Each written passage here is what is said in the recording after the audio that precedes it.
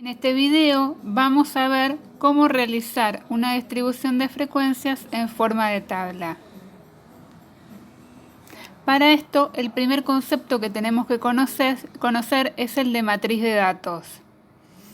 Al efectuar una recolección de datos estadísticos a través de algún instrumento como un cuestionario, encuesta, inventario, se obtiene información en bruto, que es posible organizar en una base de datos o matriz de datos. ¿Qué es una matriz de datos? Es una disposición de números donde cada fila representa a un individuo que posee la información de interés y cada columna es un aspecto del individuo que se ha seleccionado para estudiar, es decir, una variable. Y cada celda es la modalidad que tiene el individuo de la fila en el aspecto de la columna correspondiente, es decir, el valor de la variable. A través entonces de la matriz de datos se dispone de un conjunto de valores de varias variables que deben ser organizados para extraer más fácilmente información acerca de lo recolectado. Con este fin de organización y resumen de datos, se construye la distribución de frecuencias en forma de tabla y a partir de ella se pueden realizar representaciones gráficas. Como dijimos, cuando se trata y se trabaja de un conjunto grande de datos, es imprescindible y necesario organizarlos y resumirlos. Las distribuciones de frecuencias son agrupaciones de los datos en tablas o gráficos, para de esta forma mostrarlos en forma resumida y organizada, obteniendo conclusiones acerca de ellos más rápida y certeramente. Esto nos permitirá observar cómo se distribuyen los datos a lo largo del recorrido de la variable. También podremos observar dónde están más concentrados los datos, si hay datos extremos, la forma de la distribución, etc.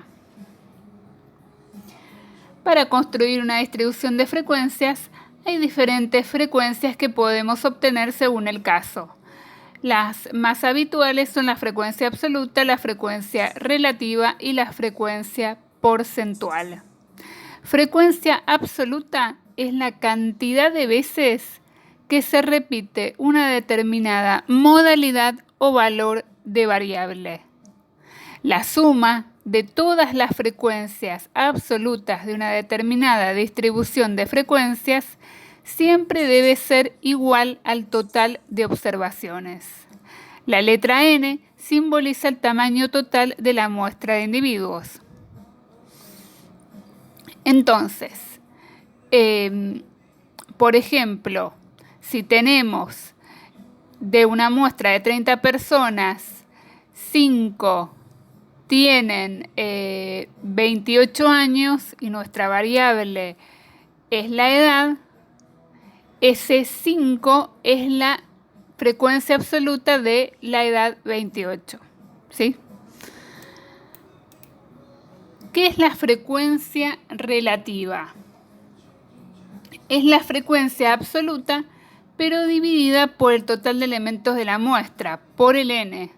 Es decir, realizo cada frecuencia absoluta dividido el total de elementos.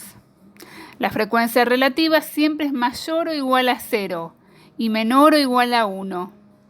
Va a informar el peso de cada valor de la variable en el conjunto de observaciones. La suma de todas las frecuencias relativas de una determinada distribución de frecuencias siempre es igual a 1. Si multiplicamos la frecuencia relativa por 100, obtenemos la frecuencia porcentual. Al igual que la frecuencia relativa informa el peso de cada valor de la variable en el conjunto de observaciones. La suma de todas las frecuencias porcentuales de una determinada distribución de frecuencias siempre va a ser igual al 100%. ¿Qué es la frecuencia acumulada? Este es otro tipo de frecuencia que podemos obtener. La frecuencia absoluta acumulada es la cantidad de observaciones acumuladas hasta determinada modalidad de la variable. Siempre para obtener las frecuencias acumuladas, previamente debemos ordenar los valores de la variable de menor a mayor. El mismo procedimiento se puede utilizar para obtener la frecuencia relativa acumulada y la frecuencia porcentual acumulada. Las distribuciones de frecuencias acumuladas se usan cuando queremos determinar cuántas observaciones o qué porcentaje de observaciones son menores o iguales a cierto valor. Este tipo de frecuencia solo tiene sentido en los niveles de medición ordinal, intervalar y de razón, no así en el nivel nominal, ya que no podemos ordenar los valores de menor a mayor.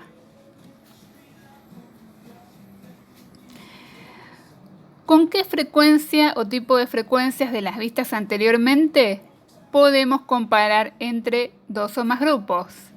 Si se va a comparar en una determinada variable entre dos o más muestras de tamaño muy similar, se lo puede hacer con la frecuencia absoluta. Si, por el contrario, los tamaños son distintos, se debe utilizar la frecuencia relativa o la frecuencia porcentual. Vamos a ver un ejemplo. Para ilustrar cómo se construyen las tablas de distribución de frecuencias, consideremos un fragmento de una matriz de datos con datos ficticios obtenida con un programa estadístico o bien con una aplicación como la que se utiliza en los trabajos prácticos. Entonces, la primera columna indica el número de encuestados y en las columnas siguientes se identifican variables de interés definidas sobre los encuestados, tales como edad, sexo, nivel socioeconómico, lugar de residencia, tiempo empleado en responder el cuestionario y ansiedad. Aquí tenemos cómo están operacionalizadas exactamente cada una de estas variables y cuáles son sus valores o modalidades.